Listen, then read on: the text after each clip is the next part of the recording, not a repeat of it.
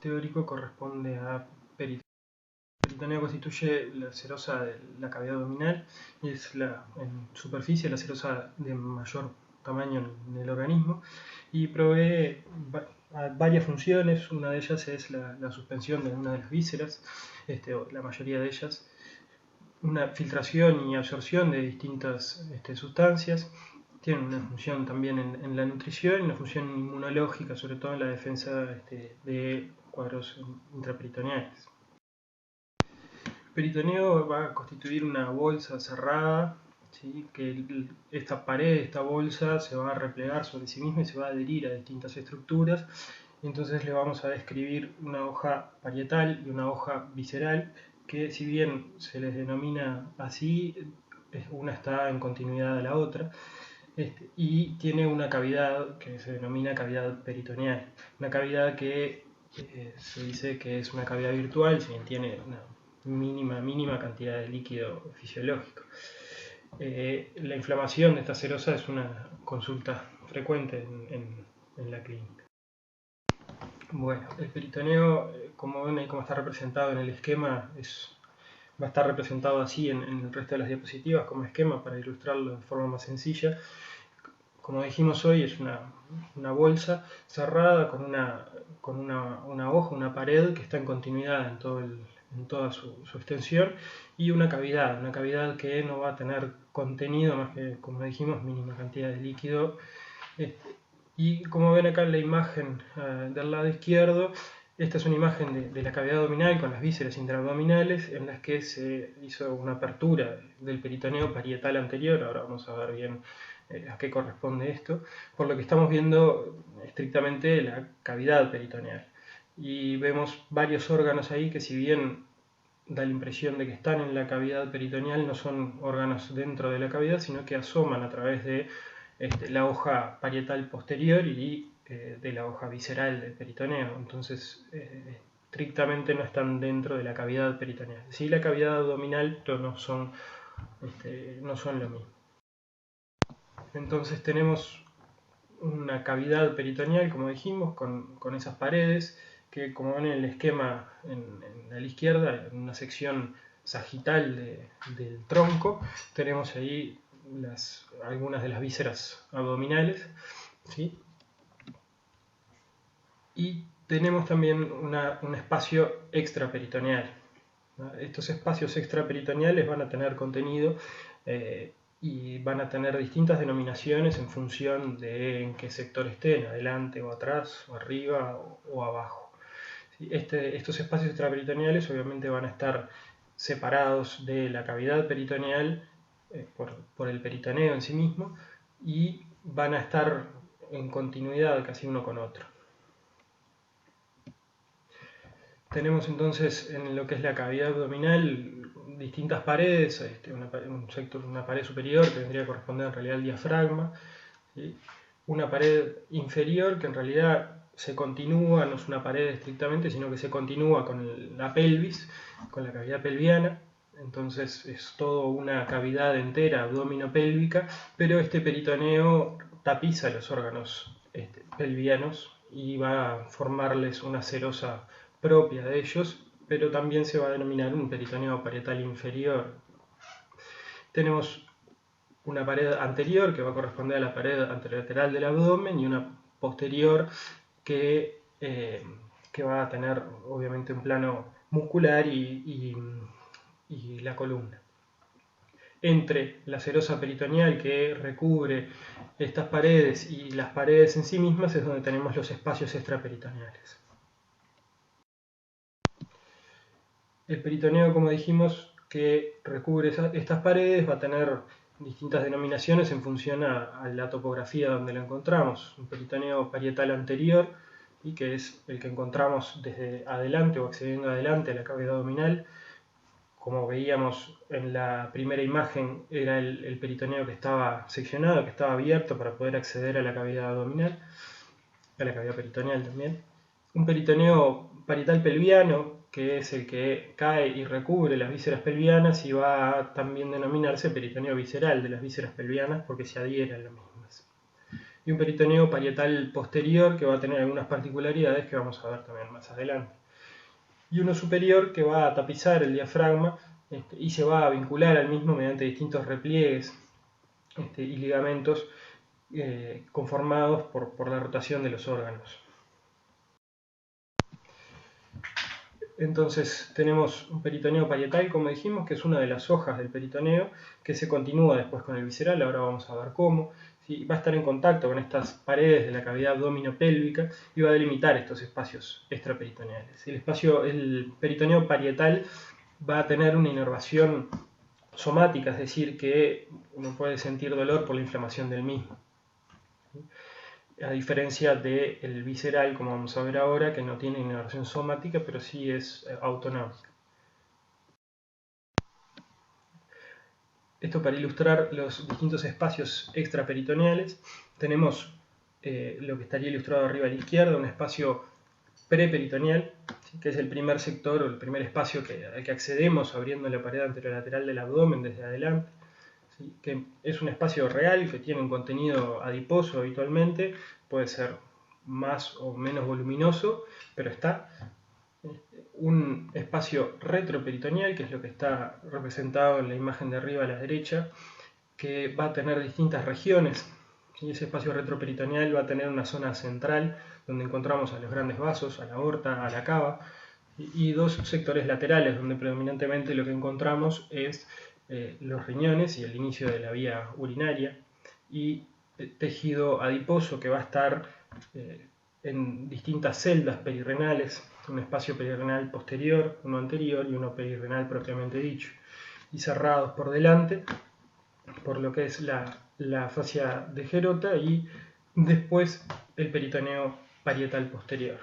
Todo este retroperitoneo además tiene, como están representados en el esquema, muchas estructuras linfáticas, es donde de hecho confluyen todos los linfáticos del abdomen y de la pelvis y los miembros inferiores terminan ahí, y el inicio del conducto torácico con la cisterna del quilo, que es lo que después va a llevar esta linfa de vuelta a la circulación central. Tenemos también estructuras nerviosas autonómicas, los nervios espláncnicos y plexos nerviosos autonómicos que van a tener después destino visceral, que es lo que también está representado ahí en amarillo como una red nerviosa alrededor de las arterias. Acá es donde vamos a encontrar también, por ejemplo, el plexo solar. Tenemos un pequeño espacio extraperitoneal por detrás del hígado que en algunas clasificaciones se lo considera como un espacio retroperitoneal también, no siempre, pero para algunos puede estar ahí, que es el sector que queda por detrás del hígado. Vamos a ver después que existe una porción en el hígado que está desprovista de peritoneo, la porción desnuda del hígado, y por detrás es donde encontramos este espacio, donde podemos encontrar a la vena cava retropática. En las dos imágenes inferiores está representada la pelvis, donde vemos lo que serían los espacios pelvis subperitoneales, o digamos extraperitoneal inferior, ¿sí? Que se denominan pelvis subperitoneales. Estos espacios pelvis subperitoneales van a tener dos sectores laterales que se denominan espacio de Bogros, donde vemos, por ejemplo, en la imagen de abajo a la izquierda, el sector profundo del conducto femoral, del anillo femoral y del conducto inguinal. ¿Sí? Acá también en estos espacios, sobre todo en los sectores laterales, es donde tenemos estructuras vasculonerviosas principalmente, que vienen desde el retroperitoneo, desde la zona central, como ven en la imagen de arriba, hacia los miembros inferiores predominantemente, como se ve ahí, por ejemplo, la aorta dividiéndose en las dos arterias ilíacas primitivas que siguen hacia después los miembros inferiores. Y después tenemos un peritoneo visceral, que es esa hoja que se continúa y se adhiere a las distintas vísceras intraabdominales. Está en contacto y está firmemente adherida a las vísceras, de hecho forma parte de las mismas cuando uno estudia las distintas vísceras, sobre todo por ejemplo del tubo digestivo. Sabemos que el tubo digestivo tiene 4 capas, la capa más externa va a ser la del peritoneo visceral, o la capa serosa, ¿sí? también está recubriendo las distintas glándulas anexas del tubo digestivo, como el páncreas, sobre todo en la cara anterior, y el hígado. ¿Sí? Este es el peritoneo visceral, como dijimos, que va a estar inervado por el sistema nervioso vegetativo. Esto va a traer distintas implicancias. Por ejemplo, la inflamación del mismo no va a producir un dolor somático, pero puede producir distintos reflejos vegetativos, autonómicos, como por ejemplo en el tubo digestivo, la relajación del músculo liso en el tubo digestivo. Este peritoneo visceral va a determinar después la posición de los distintos órganos intraabdominales mediante formaciones peritoneales o distintas estructuras que se forman por la unión o la fusión de hojas del peritoneo, repliegues de estas mismas hojas. Y vamos a tener distintos espacios en estos, dentro de esta cavidad abdominal. ¿Sí? Imagínense, por ejemplo, que el peritoneo es un globo cerrado, como vimos en el esquema anterior, y los órganos desde afuera empujan hacia adentro, hacia esa cavidad. Entonces lo que quedaría pegado a ese órgano va a corresponder al peritoneo visceral, y lo que queda por fuera, separado del mismo, va a corresponder al peritoneo parietal. Es la misma hoja que se repliega, pero se le denomina de una manera u otra según en qué sector del organismo esté. Entonces, acá vemos, por ejemplo, un esquema en el que de vuelta representamos el peritoneo así como ese óvalo, con una pared y una cavidad. Tenemos un espacio extraperitoneal, un espacio retroperitoneal, ahí están esquematizados los grandes vasos, aorta y cava, por ejemplo, ¿sí? Que estarían en el espacio retroperitoneal, en la zona central. Y ahora vamos a ver las distintas formaciones peritoneales que determinan que están determinadas por la fusión de las hojas peritoneales. Tenemos relaciones de los órganos o clasificación de los distintos órganos en función a dónde se encuentran en relación al peritoneo. Los órganos pueden ser órganos peritonizados, es decir, aquellos órganos como en el ejemplo del globo, que desde afuera empujan y tienen una hoja que los recubre, como está esquematizado ahí, una hoja que los recubre íntimamente, que es el peritoneo visceral, pero no están dentro de la cavidad. Estos se denominan órganos peritonizados. ¿Sí? Es decir, que son órganos, ahora como vamos a ver más adelante, que embriológicamente se encontraban por fuera de esa cavidad, y el desarrollo en volumen, en tamaño de los mismos hizo que crecieran hacia la cavidad, digamos, pero llevándose una capa de este peritoneo. Entonces queda adherido a estos órganos, formando el peritoneo visceral. Órganos que pueden ser intraperitoneales, es decir, que están realmente dentro de la cavidad peritoneal, dentro de esa bolsa. Es como si el globo que teníamos lo hubiéramos inflado con algo adentro. ¿Sí? Entonces, esto es uno solo de los órganos en la economía, y es el ovario en la mujer, o sea que en el hombre no tenemos órganos intraperitoneales, y en la mujer exclusivamente el ovario. ¿Sí? Así que es bastante sencillo, no hay otro órgano intraperitoneal. Tenemos órganos retroperitoneales, es decir, que se encuentran por fuera del peritoneo y en el sector posterior, en el espacio retroperitoneal. ¿Sí? Estos órganos retroperitoneales vamos a ver que pueden ser de dos tipos en función a dónde se desarrollaron originalmente, si son órganos que se desarrollaron en este espacio, ¿sí? O son órganos que se desarrollaron de forma peritonizada en el sector temprano, en el momento temprano de la embriología, y después se adhirieron a la pared posterior. Entonces en estos órganos vamos a tener más capas de peritoneo, mientras que en los órganos retroperitoneales lo único que los va a tapizar por delante es el peritoneo parietal posterior. ¿Sí? Estos órganos retroperitoneales, por ejemplo, son los riñones, la vía urinaria, ¿sí? Los grandes vasos. Y estos son los órganos que hablábamos ahora, por ejemplo, los órganos secundariamente retroperitoneales. Quiere decir, secundariamente retroperitoneales, aquellos órganos que en una etapa precoz del desarrollo embriológico se desarrollaron y crecieron y fueron órganos peritonizados, con un peritoneo visceral, pero luego por alguna disposición de la rotación del tubo digestivo se pegan a la pared posterior, se adhieren y por lo tanto se llevan hacia atrás capas de peritoneo visceral y parietal.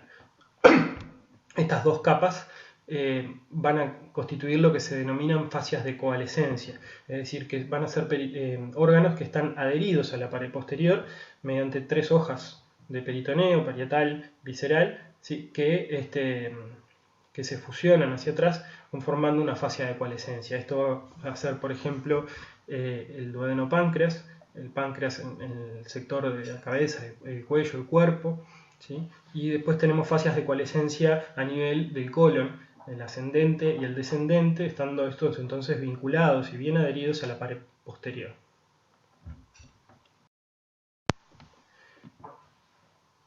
El peritoneo, como dijimos, va a formar distintos repliegues y distintas estructuras que se denominan en conjunto formaciones peritoneales y cada una de ellas tiene una definición particular. Esto va a ser en función de que tengan dentro o que vinculen. Pueden ser nexo de una estructura, de un órgano, de una estructura parietal o de dos órganos distintos intraabdominales. Tenemos los mesos, ¿sí? Que son formaciones peritoneales, son dos hojas de peritoneo, que como ven ahí es el sector que va a vincular esta víscera con una de las paredes, en este caso la pared posterior, y tiene como particularidad que en su interior tiene vasos, ¿sí? Arterias, venas, tiene nervios y tiene linfáticos, es decir que por ahí va a venir el pedículo de esa víscera, ¿sí? Son dos hojas de peritoneo que vinculan la víscera a la pared y que adentro tienen un pedículo nervioso.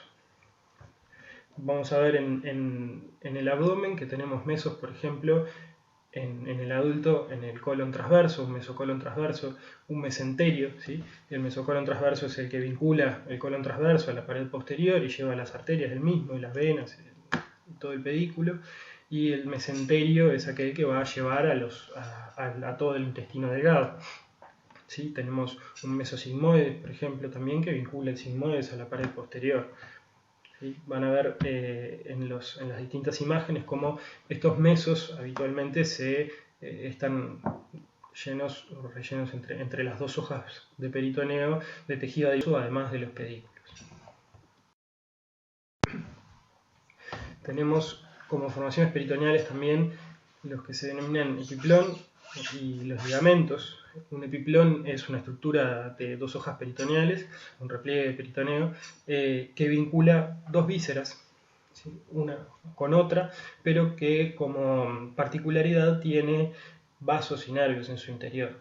Esto va a corresponder, por ejemplo, al epiplón gastrocólico o al gastrohepático, ¿sí? O denominados también epiplón mayor y menor. ¿Sí? Son dos hojas de peritoneo que en su interior tienen un pedículo, tienen vasos, tienen nervios linfáticos, también van a ver que tiene tejido adiposo y que vinculan una víscera con otra, no a la pared como los mesos, sino una víscera a otra. ¿Sí? Y los ligamentos, que son repliegues peritoneales, también fusión de hojas peritoneales que no tienen pedículo en su interior, no tienen vasos, nervios, linfáticos, nada, y vinculan una víscera con un sector de la pared, que puede ser posterior o paredes pelvianas, por ejemplo. ¿Sí?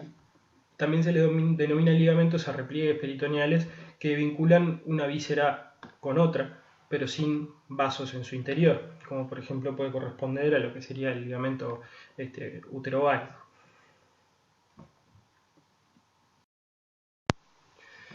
Para poder entender un poco mejor el peritoneo, a veces es más sencillo ir al desarrollo embriológico y ver cómo se forman todas estas estructuras, estas formaciones peritoneales, los mesos, los epiplones. Y acá lo que vemos es representado un embrión en el que tenemos el intestino primitivo ya dividido casi, o por lo menos se le reconocen los tres sectores del intestino anterior, medio y posterior, y en el que vemos hacia el sector izquierdo de la imagen del tubo digestivo lo que correspondería a los mesos. Vemos cómo estos vinculan a la pared posterior a todo el tubo digestivo, y en su interior vemos cómo están representadas en el esquema las arterias que llegan al tubo digestivo, por ejemplo el tronco celíaco, la mesentérica superior e inferior, ¿sí?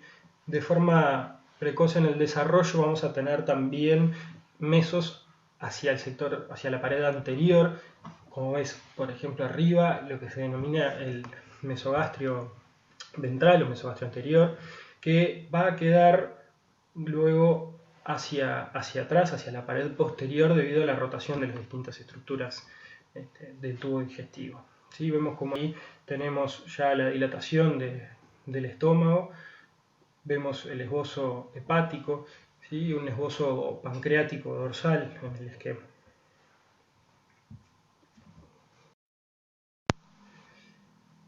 Este tubo digestivo, a medida que se desarrolla en volumen, en tamaño, en longitud, va a sufrir distintas rotaciones.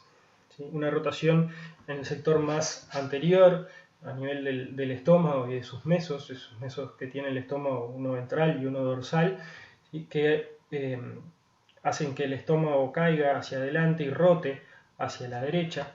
¿Sí? Como ven ahora en esta imagen, que en comparación con la anterior, el estómago estaba en una disposición vertical y ahora lo ven ya más similar a lo que es la disposición del adulto. ¿Sí? Y acá es donde vemos que ese mesogastrio ventral va a rotar también, va a conformar después el epiplón menor o el epiplón gastrohepático, y cómo el hígado va a posicionarse luego a la derecha y arriba. ¿Sí? Mientras que estructuras que estaban en el mesogastrio dorsal, entre el estómago, digamos, y la pared, como por ejemplo el vaso y el páncreas, van a disponerse de una forma particular y van a rotar hacia la izquierda. El vaso se va hacia la izquierda, hacia la región subfrénica izquierda, y el páncreas y el duodeno hacia atrás. Entonces vamos a tener esta disposición después ya del adulto, en la que se conforma acá la trascavidad de los epiplones. Ahora vamos a ver alguna imagen un poco mejor. Y en el sector más inferior, en el intestino medio y ya posterior más abajo, vemos la distinta rotación que tienen los mesos del sector distal, el mesenterio y los mesocolon.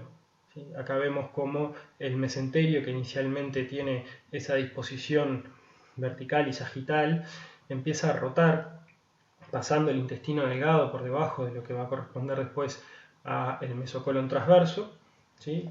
Y eso es lo que hace que el duodeno quede adherido más hacia la pared posterior, y el colon derecho, izquierdo, ascendente y descendente luego se adhieran a la pared posterior y formen las fascias de coalescencia, como están consignadas ahí abajo a la derecha en azul.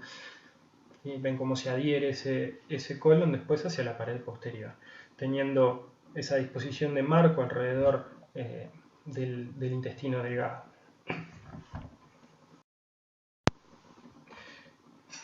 Acá vemos en estos esquemas dos cortes del sector más superior del abdomen, lo que se denomina piso supramesocólico, para representar cómo es la disposición luego en el adulto de la trascavidad de los epiplones, o casi ya una disposición final.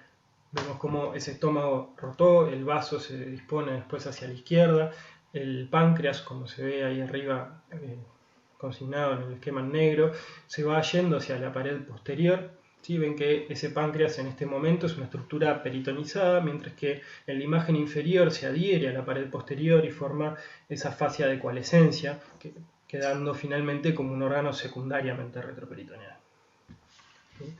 Entre el páncreas, el estómago y el vaso queda una cavidad que se denomina transcavidad de los epiplones, que va a estar luego en continuidad con la cavidad mayor peritoneal, a través de lo que se ve en el esquema de abajo, que está consignado como vestíbulo de la trascavidad de los epiplones, que está delimitado adelante por el pedículo hepático y atrás por la vena cava inferior. ¿Sí? Es el sector que va a comunicar esta transcavidad con el resto de la cavidad peritoneal. Estas distintas estructuras y formaciones peritoneales nos van a dividir de forma topográfica el abdomen. ¿Sí? Vamos a tener dos grandes pisos, un piso supramesocólico y un piso inframesocólico. Van a estar obviamente delimitados por el mesocolon transverso, este mesocolon transverso que se adhiere a la pared posterior como todos los mesos, ¿sí? Con grandes diferencias en el contenido. En el piso supramesocólico vamos a ver ahora las vísceras que encontramos, predominantemente el hígado, estómago, el vaso, parte del páncreas, ¿sí? Mientras que en el piso inframesocólico vamos a encontrar el resto del tubo digestivo, el intestino delgado y el colon. Para que vean acá en este esquema está representado las distintas hojas peritoneales, ¿sí? Esto es una disposición ya final del adulto, en el que se seccionó un sector de colon y de meso, y tenemos en el medio de la imagen los vasos mesentéricos superiores, ¿sí? Que están ocultos en el sector más superior por el cuello del páncreas. Ven cómo se ve todo el macizo veno-pancreático adherido a la pared posterior y trazada sobre el esquema y sobre el macizo veno-pancreático la inserción y la fijación de la raíz del mesocolon transverso. Ese va a ser nuestro límite en piso supramesocólico e inframesocólico, ¿sí? Por lo tanto, tenemos que ese macizo veno-pancreático va a estar parcialmente en el piso supramesocólico y en el inframesocólico, ¿sí? El duodeno 1 y 2 van a estar en el piso supramesocólico, sector del 2 y 3 y 4 en el infra, y el páncreas tenemos un sector de la cabeza en el supramesocólico, cuello, cuerpo también, y el sector de la cabeza y del gancho en el inframesocólico, ¿sí? Ese va a ser nuestro límite entonces en los dos pisos. Este piso supramesocólico va a estar organizado en tres sectores, en tres regiones, ¿sí? Que se denominan regiones subfrénica, izquierda y derecha, las regiones laterales, y un sector central, o sector celíaco, región celíaca en el medio, ¿sí? Se van a superponer obviamente los órganos que ocupan cada una de esas regiones, pero tenemos predominantemente que el hígado está ocupando casi toda la región sufrénica izquierda, junto con la vía biliar accesoria y el pedículo hepático. Del lado izquierdo tenemos el vaso, el estómago en su mayor medida, la cola del páncreas y el cuerpo, y en la región central tenemos atrás los venopáncreas y adelante el antro gástrico. El hígado tiene en su lóbulo izquierdo una prolongación que va hacia ocupar la región central y a veces incluso la región subfrénica izquierda. En este piso supramesocólico es donde encontramos la trascavidad de los epiplones, que acá está representada de varias maneras. Esta trascavidad, que ese espacio es un receso peritoneal, va a estar separado del resto de la cavidad, pero comunicado a través de ese vestíbulo, ese hiato de Winslow denominado, como se ve en la imagen inferior, que va a comunicar estas dos cavidades. Esta trascavidad de los epiplones va a estar delimitada por distintas vísceras y estructuras peritoneales. Adelante, predominantemente el estómago, ¿sí? Hacia arriba y adelante el epiplón menor o gastrohepático, hacia arriba, hacia adelante y abajo tenemos el epiplón mayor o gastrocólico, ¿sí? Como se ve en la imagen inferior y en las imágenes superiores en los cortes sagitales. Atrás la pared va a corresponder al duodenopáncreas, ¿sí? Ya al peritoneo parietal posterior. A la izquierda encontramos el vaso, el ilio esplénico sobre todo, y vamos a tener que encontramos dos estructuras peritoneales, dos epiplones, que se denominan gastroesplénico, que va a formar una pared anterior hacia la izquierda, y un epiplón pancreático esplénico que va a formar una pared posterior hacia la izquierda, ¿sí? Hacia arriba los distintos ligamentos y formaciones peritoneales gastrofrénicos que van a cerrar esta trascavidad en el sector superior, y hacia abajo el mesocolon transverso con su inserción o su raíz sobre la pared posterior, como está consignado en la imagen superior.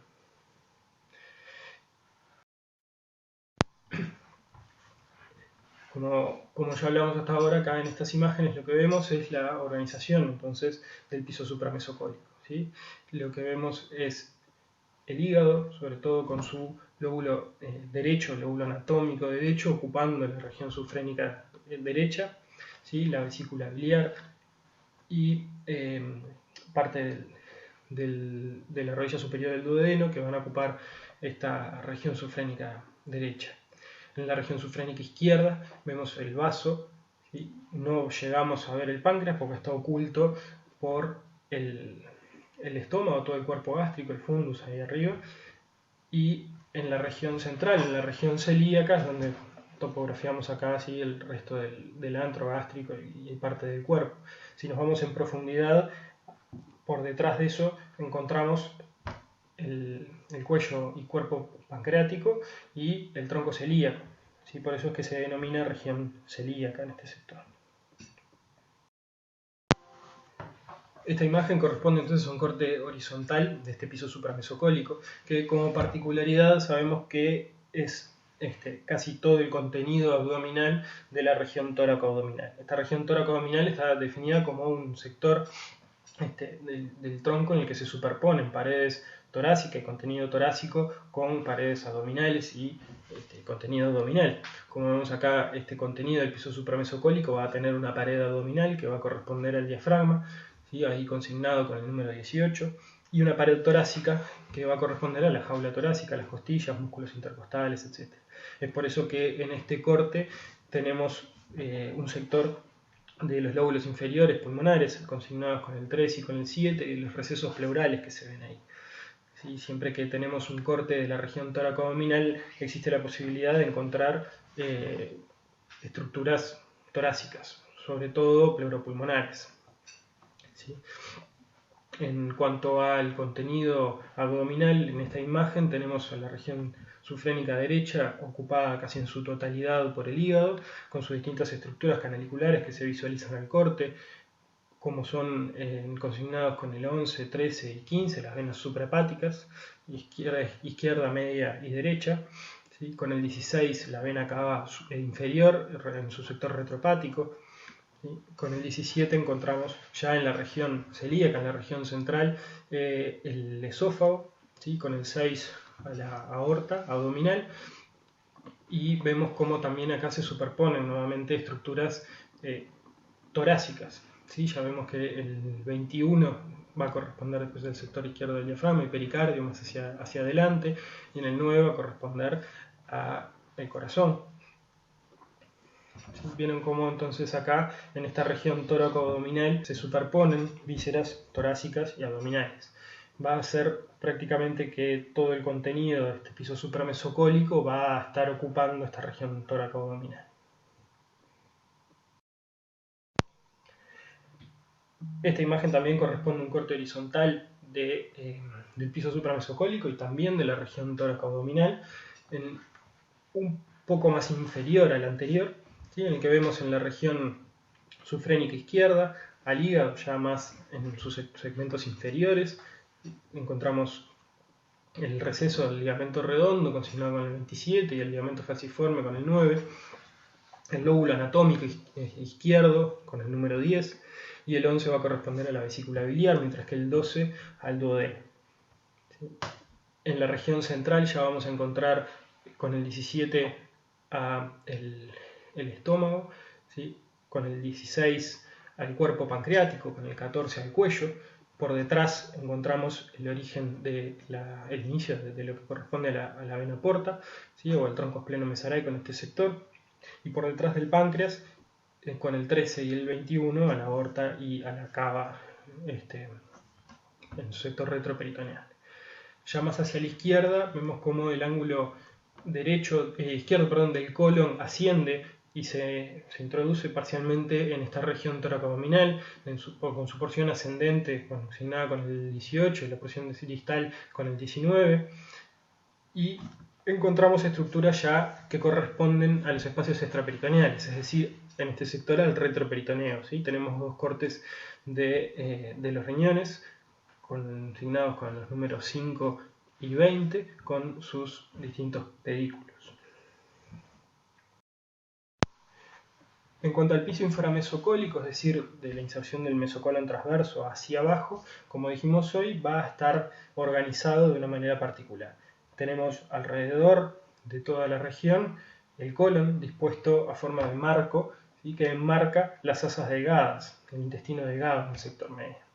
¿sí? Un marco cólico que iniciando a derecha con el sector más proximal del colon se denomina ciego, después el colon ascendente, el ángulo derecho que se vincula al hígado, el colon transverso que cae como una guirnalda habitualmente por delante de las asas delgadas y hacia abajo continuando el epiplón mayor, llega al ángulo izquierdo, ya que se introduce en la región tóraco-abdominal, en el sector izquierdo, el colon descendente y sigmoides como se ven ahí.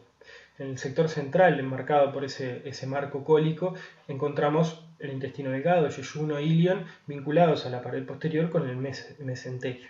Este mesenterio tiene una disposición más vertical o oblicua de arriba a abajo y de izquierda a derecha y va a delimitar entonces dos espacios a los costados que se denominan espacios lateromesentéricos, lateromesentérico derecho e izquierdo. En este caso, como vemos en la imagen, tenemos todo el intestino delgado lateralizado hacia la derecha, por lo tanto vemos la cara izquierda del mesenterio y el espacio que queda ahí delimitado que va a corresponder al espacio lateromesentérico izquierdo.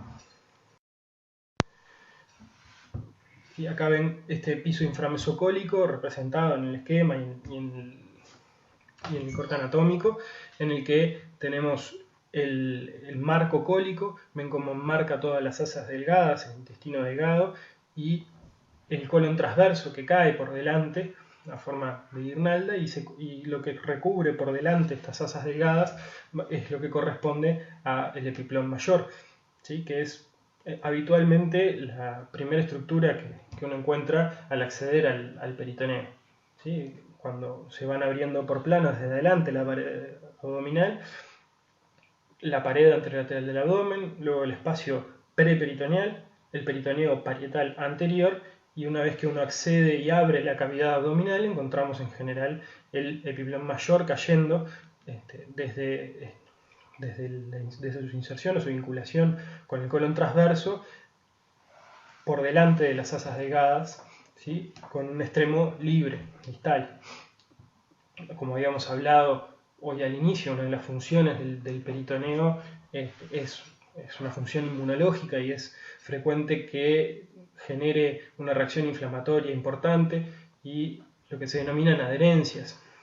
Este epiplón mayor es de las estructuras abdominales que más frecuentemente se encuentran adheridas, intentando limitar o controlar un foco infeccioso intraabdominal, como por ejemplo puede ser una apendicitis.